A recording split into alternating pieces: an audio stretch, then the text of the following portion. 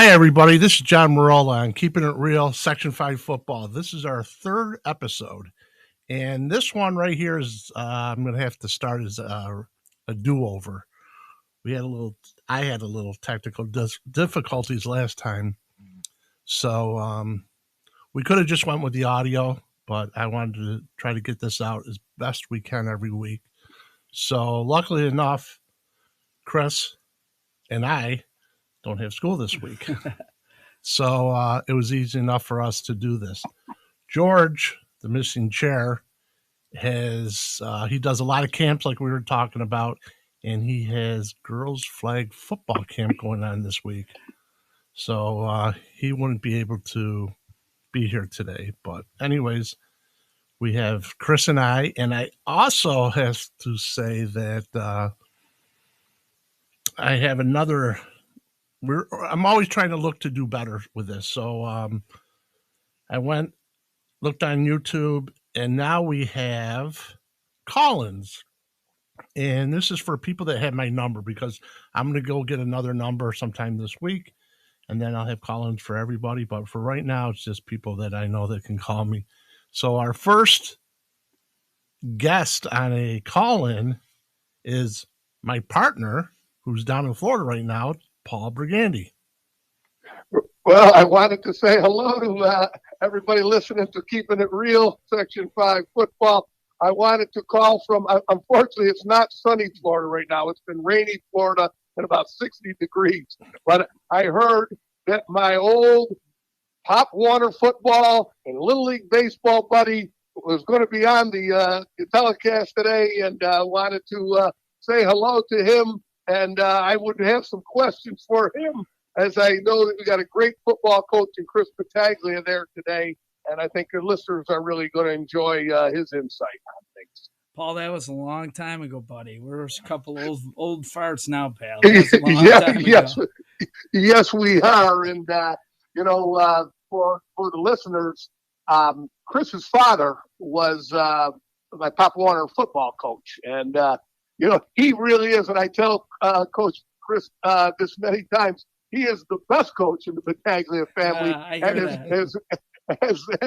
As great as Chris's career has been, one of the most decorated coaches ever in Section 5, his father was absolutely fabulous, and enjoyed that. Remember playing there for 4 years and never lost a football game. Well, my brothers will tell you, Paulie, that I'm the fourth best coach in the family. After my father, those two are better than me, and then I come along. So it's great. In fact, I might be fifth after Terry. So it's right. Hey, Cody, I was going to say, what about Cody? She's just coming off a state championship. I keep going down the hill. What you're going down the list. That's right. You don't have any pets to coach, do you? No, nothing. I'm done.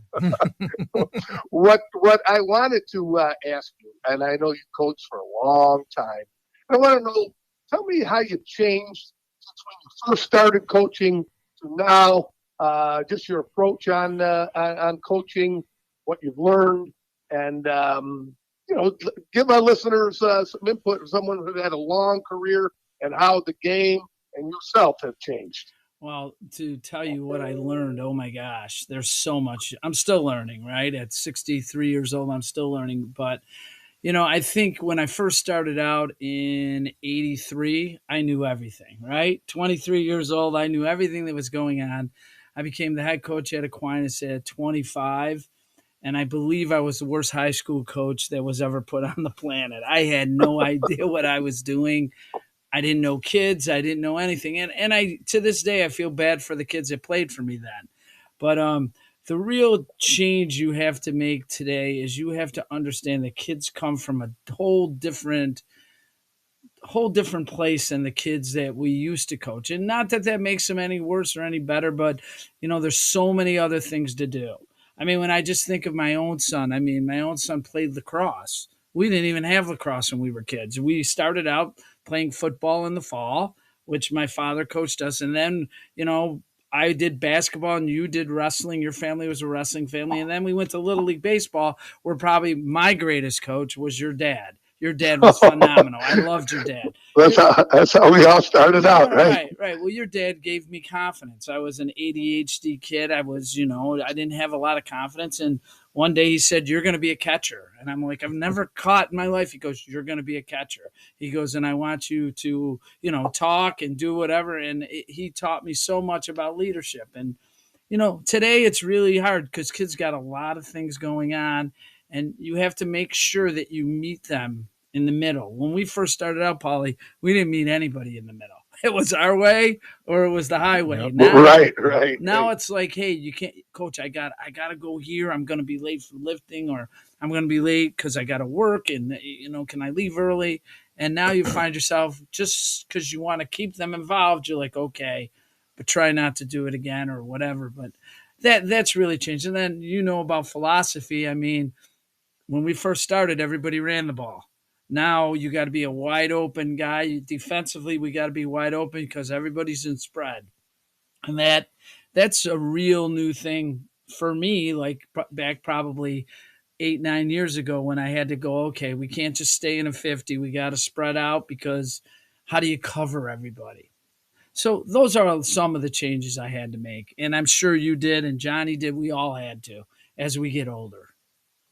Oh, definitely. And, you've seen it now, being a head coach and, now most recently your defense coordinator at Arundecoit. What about some of the roles as both as what you see in the head coaching role now to being an assistant, what you look for in some of your assistants you had when you were a head coach and your staff, and what do you see as the role of the assistant coach with the teams? Well, Johnny and I talked about this the other night when it didn't work, and now we're back doing it again. As a head, you know how it is, Paul. As a head coach, your name is on the bus, so you're in charge of everything. You're in charge of what you're doing offensively, what you're doing defensively, special teams. You're in charge of academics for the kids. You're in charge of discipline for the kids. You're in charge of the booster club. You got everything. As an assistant, I got it made. I coach my defense. If Dan asks me for a suggestion, I give it to him. Mm-hmm. His name is on the bus. And I told this story the other night. It's one of the funniest for me is my first day at Arundecoit. I'm leaving the field and a mother is like running up the walkway at me. And she's like, "I need to talk to you." And I'm like, whoa. I'm like, the head coach is over there standing in the corner. Go talk to him. And I was like, wow, that was great. That was one of my favorite things. It was a close shave. Yeah. And I think the key thing I look for as an assistant coach, and you and I coached together at the U of R, had a great time, is we were always loyal to each other. So we could always say, hey, Paulie, I don't think we're doing this right. Or Chris, why are we doing this? We should be doing this. And, I remember we coached an Eddie Meath All-Star game, and I think 3 times you and I switched because we're loyal to each other. We're friends, and we can say, hey, I don't like what you're doing. We got to do this. And that for me was very important, is the loyalty from assistants. And then, I always liked hiring guys that wanted to be head coaches because I knew they would work hard. Mm. And that's the major difference for me. Yeah, that's a good point. That is a good point. Well, exactly. And you need loyalty people that are going to be, loyal to you and believe and trust the same visions that you have for the program. Right. For that. I think in '83, when we were at Aquinas, that was a good thing, right? From '85 to whatever, we had a lot of guys that liked each other, and on the staff and it was the staff that got along. And then the players and the coaches it makes things so much easier. Everybody's on the same page. Everybody knows their role. The egos, or if there was any, which I know there wasn't, they're at the door. It's let's come in, let's work together, let's be successful. And that's one of the clues of being a good, having good football teams is everybody is on the same page, from the players to the parents, to the administrators, to the coaches. It's just everybody working together. Yeah, and now we have it nice because at Arundecoit, as an assistant, I'm there to help Dan. I'm not there to be in the paper. I'm not there to be a head coach.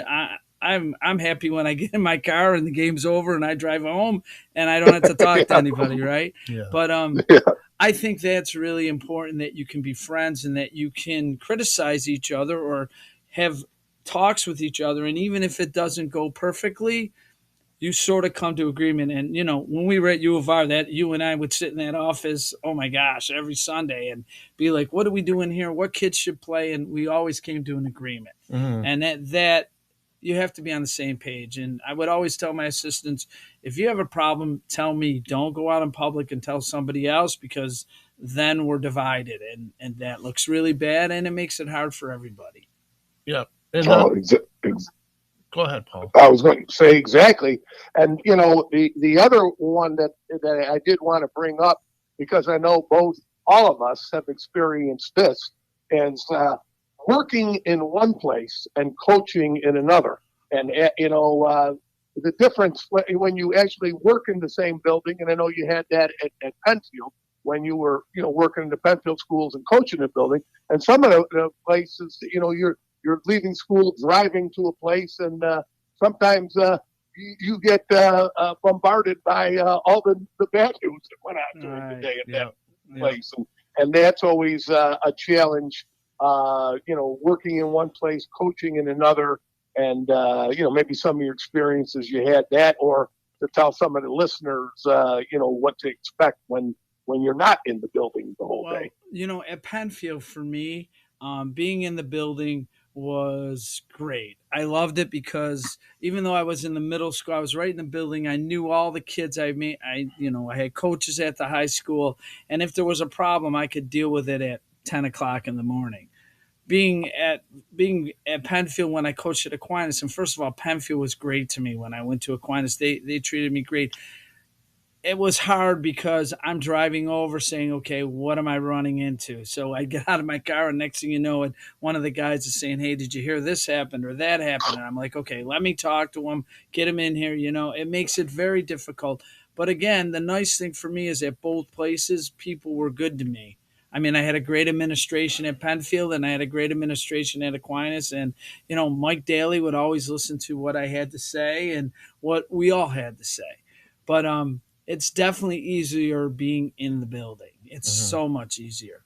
And that luckily we won, because if you don't win, it's not easy anywhere. So that makes it tough, right? But you that guys was good. You won a lot, so that Paul, worked out great good. Kids, Paul. Great kids. Even at U of R, Paul, when we won, we had great kids. Absolutely. Great kids. Stay out of the way and let them play. And you mentioned, the part with administration. And it's really, I know Johnny's dad had that saying, to win it all, you got to have it all. Yes, offense, defense, special team. I wonder how many people live by that, because I live by that all the time. I use that all the time. I tell them all. I told Around Equate that this year, to win it all, you got to have it all. And I use it with my daughter all the time. It's so true. Yes. That's so, when you to someone that's asking you, what do you need for your football program, whether it's equipment wise or financial support, to go to various opportunities for kids, that they are all on the same page and, want your program to continue to grow. Well, Paul, what's interesting, I think new coaches, I don't know if they realize, and they don't, because nobody does, how much work you got to do. They don't, like, when we were at Aquinas, Johnny did all the equipment. If Johnny didn't do the equipment, we were in trouble. When I was at Aquinas the second time, if Derek wasn't around, I was in trouble, because people got to do stuff for you, because there's so much to handle, right? And there's so much, and it's a lot of it's behind the scenes, and it's just taking care of the kids and their needs, and you have so much on your plate as a head coach with everything above that. Somebody, it's just taking a role. And one of my questions here, which we can get into right now, is advice that you would give to a new coach in Section 5, being an assistant coach just coming in, being an assistant or a head coach. And off of that, I think that my advice would be, get some good people that you can trust. That's number one. Get them around you, and use those people, use those coaches to help your team get to where you need to be. And there's a lot more too, but as that would be one of my important things. Get good people around you. Surround yourself with good people. Good things will happen. And like the man said, to win it all, you got to have it all. Yeah, and I'm in a unique spot because of my daughter. She's the basketball coach at Schrader, and this year they lost their best, but maybe the best player in the state tore her ACL, and it was like gloom and doom when she came into my house, and I was like, okay, this is coaching. This happens, and she's had the ability to listen. And it's not even about basketball, it's about coaching. And that's what I would tell any assistant coach or young kid. You got to listen, because I'll tell you what, a lot of us, I thought I knew everything. And then by the third game, I was like, oh my gosh, what am I doing?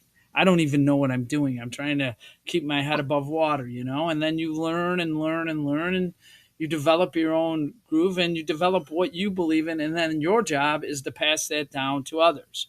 Like I remember at Irondequoit, we were playing in a sectional championship, and we were playing Victor, and the game was wild.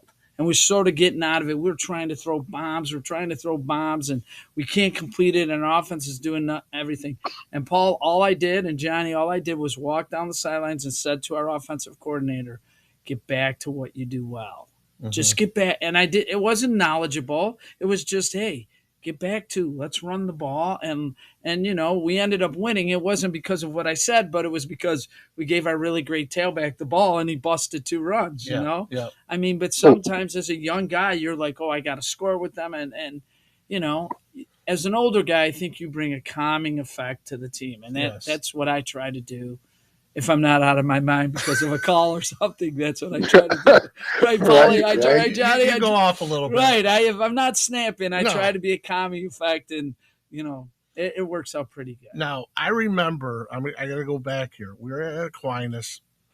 We were playing Kearney at Kearney. And I've never told you this before, but remember, they had Carlos Shippey. Oh, they were good. Wendell really Spiva, Lemay Massacre. They were good. Yeah, they were very good. We had like Tony Pastel and Chap and all Phil Damiano and all those horses. Monteleone. And at halftime, either we were tied or losing, not by much if we were losing. And I just remember coming over and it's like, we got to do this, or we got to change this, and we got to change this. And you just came over and said, Johnny, everything will be fine. Just stay with what you got, and that was, I want to say it was like 1987. Oh God. It was somewhere around there. And it was just like, you brought me back to where you need to go.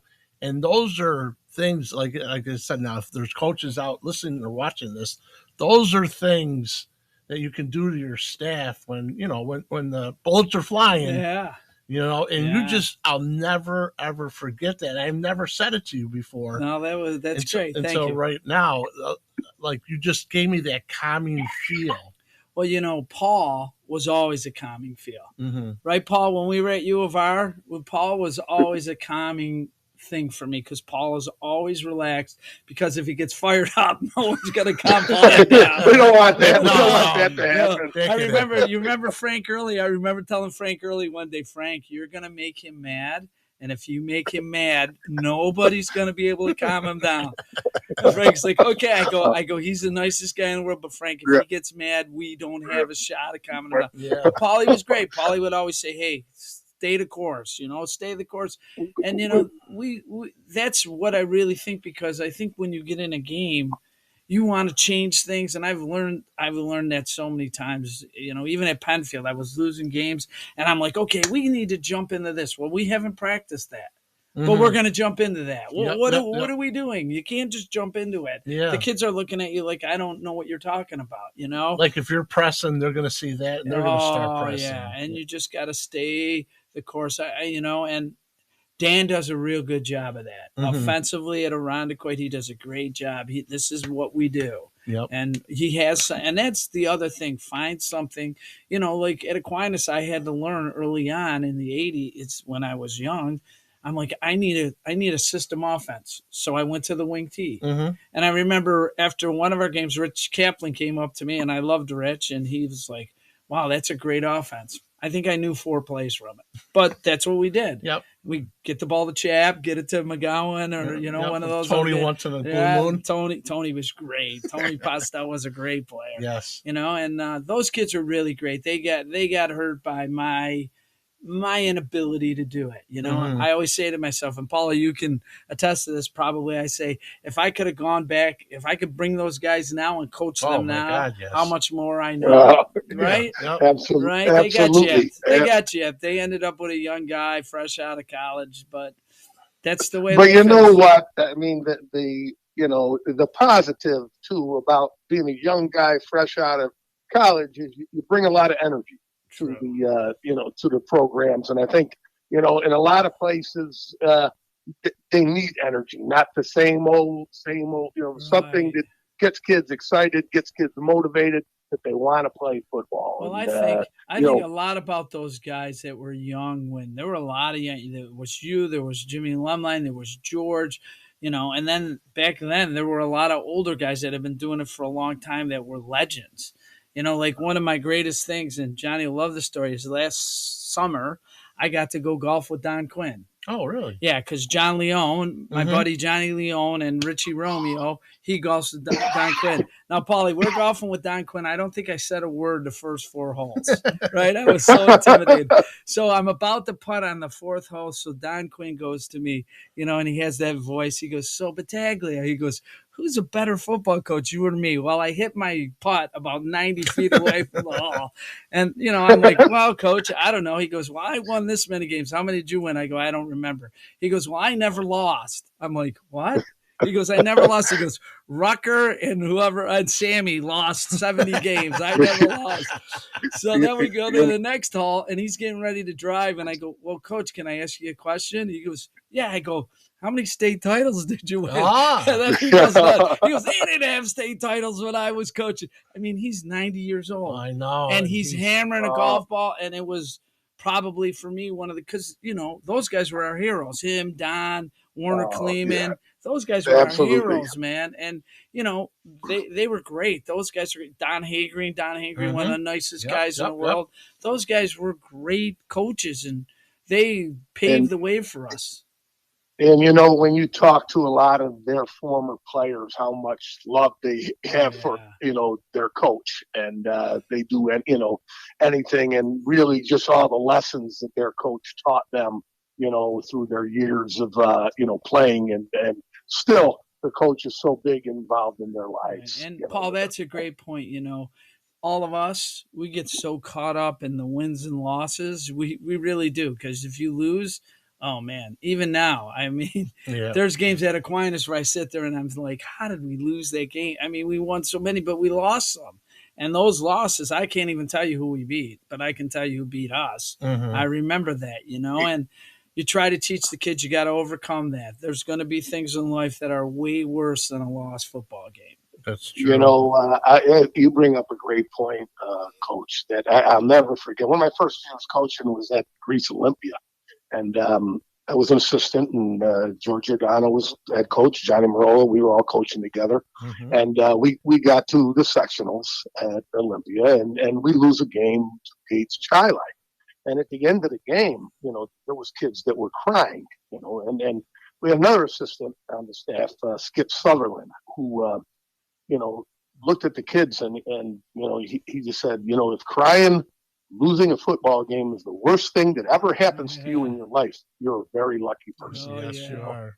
But guess what? For us coaches, that week after a loss, it's really hard. well, that's, and you know what? That's the thing that I think when eventually, when some of the coaches leave the sport, it's when they don't enjoy the wins and they take the losses even harder. Right. Those are the things that eat at you. You're right, and I think we talked about this last time. Is not just the losses, how much time as a head coach you have to put in now. It's 24 hours a day, and it's every day, and it's a lot of work. And like at Aquinas, people have always said to me, "Why didn't you just stay? You're coaching at Irondequoit." Paul, by the end of Aquinas, I was burnt out. I was done. I had dedicated. I mean, my son grew up, and I had hardly seen him play football. because I was at Aquinas all the time. I mean, my wife would call me and say, "You're missing this," or "This happened," and to me, that's what guys got to learn is if you're going to do it right, you got to put in the time. Yep, you do. Yeah, you hit it right on the head. That's what I would tell anybody that wants to really get into the sport of football, coaching, or whatever. The first question is, I'd say, do you have the time to put in? Because it's a 365 day a year to job, do it right. Yeah, exactly. To do it right. To do it right, Paulie and Johnny, that you have to put in time. And as an assistant, you don't have to do that. Yeah. I mean, I don't do that. I mean, I coach, I coach 3 sports, and I mean, I go to the weight room anytime I have off, I go, but Danny runs the weight room. Now at Aquinas, Sean and those guys would say, "Hey, don't worry about it. No. My name's on the bus. I need to be there when our kids are there." Yeah. I hated not being there. Yeah. I mean, it was important. Coach, you bring up another topic that, how you're saying you coach 3 sports. I also coach 3 sports. And you get a lot of the kids now that are specializing just in one. And, we may lose kids that may be a very good football player, that maybe are just concentrating on basketball or track and field or whatever. And I like the 3 sport type athlete. And we see less and less of that now. And just want to know what you're feeling on kids playing multiple sports or specializing. What do you think, John? I think kids playing multiple sports is the best thing in the world because they're competing, and there's nothing greater in sports than competing. Now, if a kid's in the off season and he's not playing a sport, got to be in the weight room. But if I would tell a kid, listen, be in the weight room or go play another winter sport, go play another winter sport because you're competing and your mind and your body is getting ready for that competition.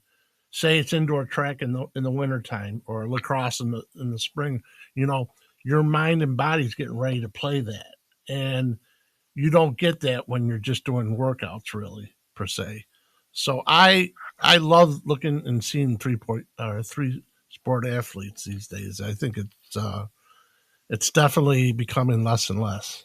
Well, both of my 2 children, my oldest daughter was a cheerleader, and we won't get into that if it's a sport or not a sport because my wife will kill me. But both my daughter and my son were 3 sport athletes, and I think it was great for them. My son was one of the only 3 sport athletes in Webster when he was doing it. I saw a lot of kids give it up. Now, he also played lacrosse and got a lacrosse scholarship, but I do believe that he loved basketball so much. And I could tell you, he was great as an 8th grader. As a high school kid, he played every minute of every game, and he couldn't shoot at all. He couldn't shoot. I'd be the only guy yelling, "Don't shoot," but he played defense and rebound. But I do believe in college that sort of hurt him because most of the guys in Division I lacrosse play lacrosse year round, and CJ played in the spring, in the summer, and in the spring for his high school. But he loved basketball so much he wouldn't trade it for anything. Yeah. So why would I take that experience away from him? As long as they aren't sitting home on the couch, I'm happy. And we always tell our kids. I would tell our kids at Aquinas and wherever I was. In Irondequoit, we tell them is, okay, if you lift that and you're working out really hard, that doesn't guarantee you a starting job. That's making you better, and if a guy can come off the couch and beat you out, then he must be really good because not many kids can do that. Yep, that's true. Well, one of the things that I think, coaches have to weigh in on with this is, in the preseason and summer, there's 7-on-7s, there's different things, different workouts that teams are doing to prepare for the upcoming fall season. But there's sometimes you deal with a lot of the kids who have conflicts. They're either playing AAU basketball or some type of travel baseball and whatever, and trying to balance, that kid's needs to what your needs are as a coach and a team. It's very tough. It's very tough. I really respect Griffin Kohls, who was my son's basketball coach, because he would know that when the ball went through the net and the buzzer sounded at the end of winter, CJ wouldn't touch a basketball until the start of the next year. One time CJ walked in practice, I think it was his senior year, and Griff goes to him, "So, Siege, when was the last time you touched the ball?" He goes, "Coach, when was our sectional game?" He said, right? That because lacrosse and football were his gigs, and it is hard because like the 7-on-7s, you're having a West Side camp and a kid's saying, "I got summer basketball," and you're like, "Well, we're putting stuff in," and at Aquinas, it worked great for me because Mike Rosadonia and I were really good friends. Mm-hmm. To this day, we're still good friends, and we had to share a lot of kids. So G and I worked hard together to do that, and it worked out great for both of us. He's now the coach of Fisher, and I'm here doing the thing with you guys. Yeah. That's the way it works. Right. Yep. I think that that today's kids, sometimes they get wrapped up in this AAU stuff. And I remember talking, we were at a clinic and Urban Meyer was there. And he told everybody in the room, one of the first things he says is, "I don't talk to 7-on-7 coaches. I don't talk to AAU coaches because I need to know the young man's everything about him and all that these 7-on-7 or AAU coaches know how they can do on the field or on the court. I want to talk to the high school coach. I want to talk to the counselors. Those are what colleges are looking for. It's win today or you're gone tomorrow. And that's in every sport. So my little piece of advice is I'm not saying no to those, playing AAUs, but don't get so wrapped up in that because these college coaches, they're going to look at your grades. That's one of the first things they're going to do. They're going to talk to your counselors. They may talk to some of your teachers. They're going to go behind the scenes. And if you don't put check marks in those boxes, they're not going to be real interested in you. And one other thing, the other thing too, today's kids, I notice, it's like kids say, I'm a wide receiver. I'm a running back. I'm a quarterback. I tell kids, you got to market yourself. This is all about marketing this time of, what we're in now. Play multiple positions. Play a receiver. Be a running back. Be a quarterback, a slot, a lineman. Play center, guard, and tackle. You're marketing yourself to these coaches. You're coach, I can play any position you want me to play. Okay? That's making yourself and probably your team a lot better. Oh, yeah. Is getting stuck at like, I'm a receiver, I'm a quarterback. Play as much as you can. Help your team out. I'm telling you, that's only going to help you out in the long run when you start looking at colleges and that. You're just marketing yourself.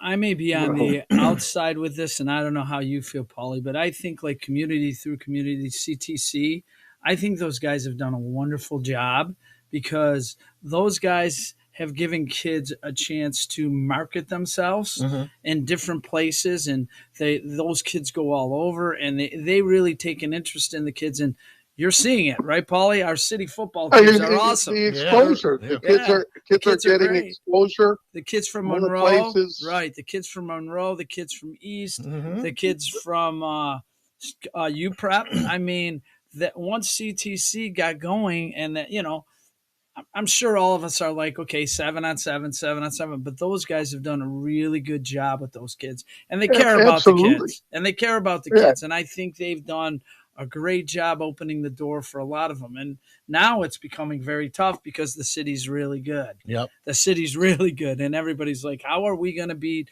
I love the guys at East. I know them well. And Mohammed's a friend of mine. I don't really know the guys at UPrep, but I think they all do a great job. And I think CTC has helped them develop all those kids because football's become really big. Yes. No question. I think getting the kids exposure, they travel to other states for competition. They see what's out there. And, when tell your kids, they think they're working hard. Wait till you see what other people are doing in other places in the country. Paulie, when I was at Aquinas, I was like, go play CTC, go ahead. And people are like, why? Because those guys, you're catching footballs, you're throwing footballs, you're dropping in the zones, you're playing man to man. I'm like, okay, it's not 11 on 11, but you can go practice lacrosse, you can go practice basketball, but it's hard to practice football by yourself. Yes, it is. So yeah, by going and absolutely. doing that, they're competing, and I loved what those guys did, and I respect what they did. Mm-hmm. Well, total agreement in that. I have one last question. It's a two-part question for you, Coach. That when you were a young man, before you even decided to get into the coaching and teaching, was there another interest that you had that you might have done and went in that direction? And now, as you get later in your career in coaching and teaching, do you have an interest of something else that you may want to pursue? Just like Johnny and myself are now podcasting. You guys are and doing you sound great. very good. You may join us. When I was in college, I went to Cortland, played football at Cortland. When I always knew I wanted to be a football coach. I always wanted to, and I knew I had to be a teacher, but I wasn't a great student growing up. I had a lot of learning disabilities. I had ADHD, crazy. But back then, Paulie, they didn't have any medicine for that. They had Jack Battaglia and Russ Burgandy and guys like that to handle that stuff for us, right? So I mean, I remember telling my dad, I might want to go into the military. And my dad's like, okay. He said, I want you to do me a favor. And this was coming out of high school. He goes, I want you to go to college for 1 year. Okay. Go to college for 1 year. And then after that, if you want to join, you can. Well, I went to Cortland for 1 year, and there was no way I was leaving Cortland after 1 year. But, that always interests me. But, I look back. I've been blessed. I've really been blessed. The Lord has taken care of me at every step of the way. I mean, I got a job at 25 as a head coach, wasn't ready. And all of a sudden, my buddy, Rich Parinello, who was my complete mentor, gets the job at U of R, brings me in. I worked for him. Then Tony Bianchi helps me get a teaching job in Schrader, and I coach with him, which was great. And then I go to Penfield, and then I hit Aquinas at the right time. I mean, let's be honest. I hit Aquinas at the right time. They had just built a new stadium. Mike Daly wanted to be good. We got a lot of kids were coming in. Enrollment was really strong. And I just was the guy driving the bus. I had a lot of great football players, and our job was to stay out of the way and do whatever. And then when I decided I was done, Dan gave me somewhere to go and gave me a purpose. Now I'm going to probably retire from teaching this year. And then I'm going to coach 3 sports. That's what I love to do. And that'll be my thing, So good for you. Good for you. Is this the official call then? Oh, yeah. Well, I can tell you this. I'll be able to tell your wife this. Yeah, this? she knows that. I can tell you this. I've been lucky to have good friends that all coach. I mean, Paulie and I have been friends our whole life. Jimmy Lumline and those guys, George. During my career, I got to become really good friends with Don Santini, Dave Lanning, Warner Kleeman. You remember when we would have class AAA players. Warner would call me every Sunday, 7:00, and we talk about the player of the week. Paulie probably for 3 minutes, and then we just talk. And Warner say, "Tell me about your game," and he'd talk football. I would learn more on those phone calls. He goes, well, why didn't you try to do this or that? And I'd be like, well, Coach, I was afraid of it. It was unbelievable. And I got to be friends with so many good guys, and they've mentored me. And then it's expanded out because Johnny Leone is one of my best friends. He got me into coaching wrestling. And this year I'm going to be the first Mod A girls flag football coach at Penfield. Wow. So that'll be interesting. That'll be interesting. And, we'll see. Penfield's the defending girls football flag football champions, your right? friend and my friend Jay is the head coach, Jay Johnson. He's a great guy. Yes, I love Jay. Jay's a great guy, and he kept hammering me to do it, and I was like, okay, I'll do it. So, that's my next avenue. Plus, having a grandson down in Florida, I'm sure the wife's going to want to be down there a lot. So we'll keep ourselves busy. It's not a bad thing. No, good. No, that all sounds great. That all sounds great. You got a nice plan there. Yeah. So I have no regrets. I've had a career that I've never expected to have, and it's all due to my assistant coaches, my players, and my wife and kids. Because as you all know, if you want to be a coach, you got to have a family that wants you to be a coach. And Terry allowed me to do whatever I wanted to do. As she called it, she allowed me to go play with my friends while she That's raised, what she says. why we raised our family, why she raised our family. So that was something that was really, really good. Paul, you have anything else going on? No, I don't. Okay. Right now, a couple things I got to hit is first, I should have mentioned this maybe a little earlier, but make sure if you're out there and you haven't, please subscribe to our channel. Hit the subscribe, hit the like button, and it just helps us out immensely as far as keeping track of how many people like what we're doing. Now that we have call-ins, if you have my number and you'd like to call us next time, it'll be next Tuesday night, not tomorrow. Next Tuesday night, we'll be here. It'll be myself, George, and our guest next week will be, as of right now, it's James Johnson, sports writer, Democrat Chronicle. James is a good man. Great guy. And the only thing that may keep him out of this, which I totally understand, is they're in sectional play right now with boys and girls basketball. If there's something going on at a game and he has to be there, then he has to be there. Then we'll just reschedule him. 2 weeks after that, we have Thad Brown from Channel 8. And Thad's a longtime friend of ours. Good man. Ex-Aquinas guy. Yeah, he's got a daughter that plays volleyball at Webster Schrader. She's really good. They won the state title. She's very good. That's cool. That's excellent. So he'll be on. But also with Thad, along with James, if there's sectional stuff going on or state stuff going on, then we're just going to have to reschedule it. But as of right now, that's what we're looking at over the next couple of weeks. So it'll be next Tuesday. If anyone would like to call in during next Tuesday, we will be on from, say, 7 p.m. till 8 p.m. with James. And if you'd like to call in, we have this option right now. And I just kind of stumbled upon it. And sounds like it's going to stay with us. One other thing is our sponsors. I got to go through our sponsors every week. Oh, the other thing, though, is when you go back and watch this now, our beginning credits or whatever, at the beginning of our show is different. And myself, and I got to name him every week, Nick Taranko up at school. Nick is our library computer guy, and this, like I've said, this would never happen if it wasn't for people like that. No way. Because Chris and I and Paul, all three of us put together, couldn't even get calls. No way. No, we're football people. No way.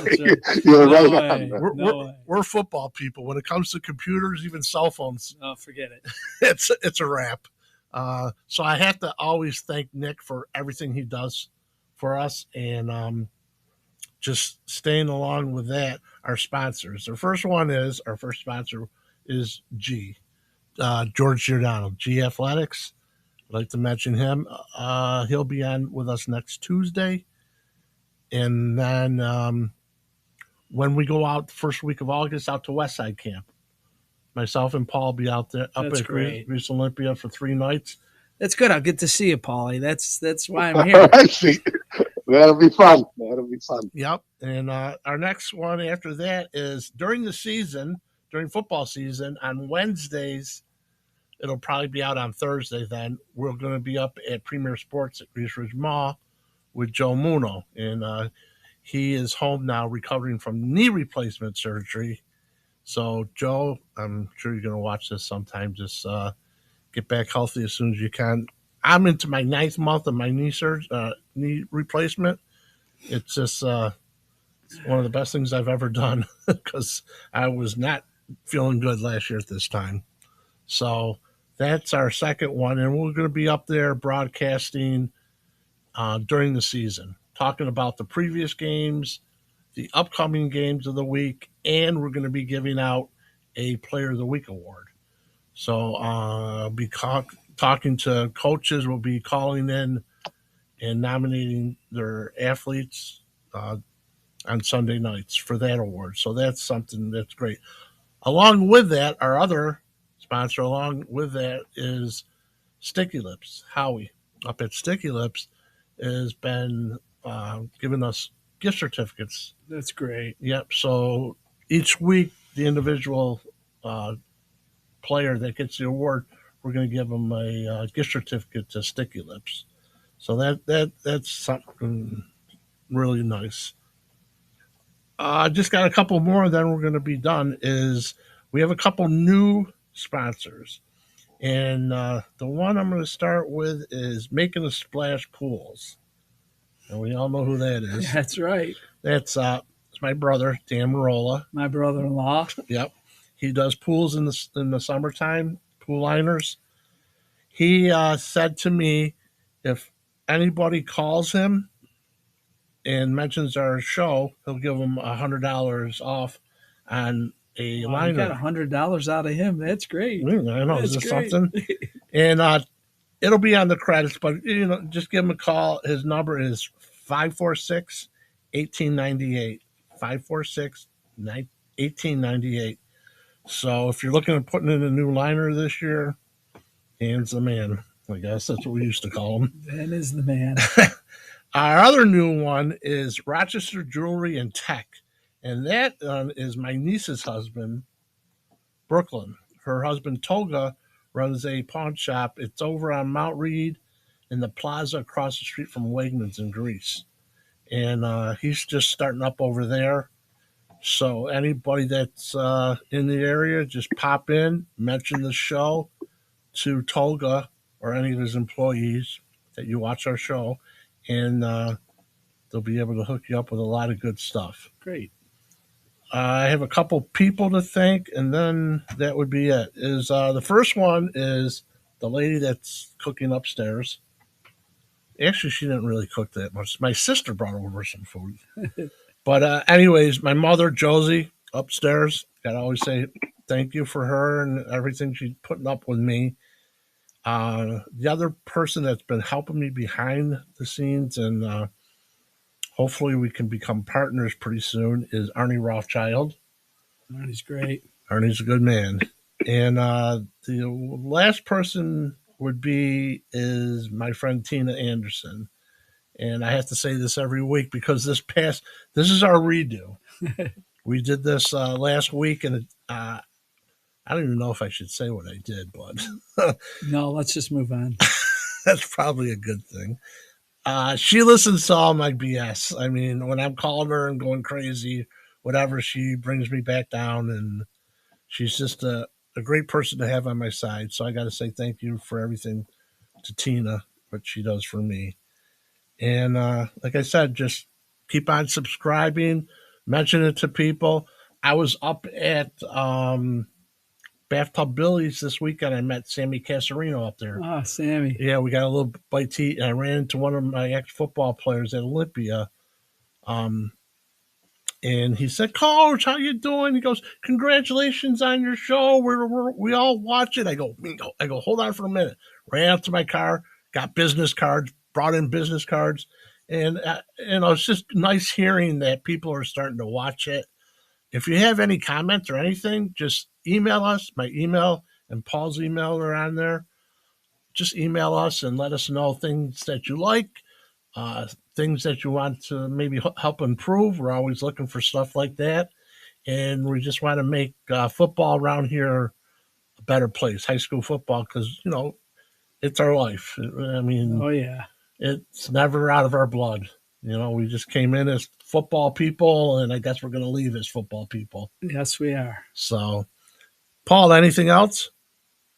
No, I'm done if you guys are done. Paul, it was great listening to you, talking to you, buddy. I'll see you. It was great hearing your voice, we'll and great stuff you passed out to these listeners, and especially any of these new coaches that are getting into the profession. And, some of the players, a lot of your insight is very valuable to them. Well, at least someone listens to me. I appreciate that, Paulie. Paul, you done? I'm done. Chris, you done? I'm done. All right. Hey, everybody. Keep it real. Keep it real. Section 5 football. Have a great night. Take care.